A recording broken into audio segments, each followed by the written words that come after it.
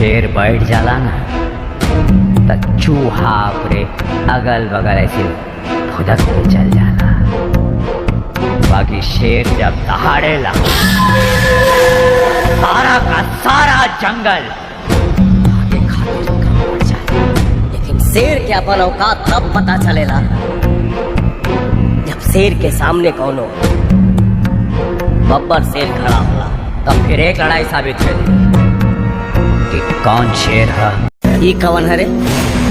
भोजपुरिया जवान सिंह राशि, एक एक बंदा के विश्वासी, नाम हकासी। बड़का भैया प्रणाम। कवन बड़का भैया? केकर बड़का भैया रे? अतः हवे के जैसे राम जी के लक्ष्मण, बलिराम जी के किशन, वैसे हम तोहार अनुज। अनुज? ना मतलब अनुज के जैसन। है सुन, आई एम फिरोज सूर्या।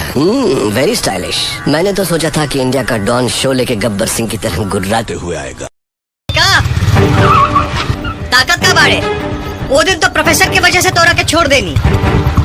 मर्द बारा तो फरियाला, देखा तानी केकरा में कितना दम बा।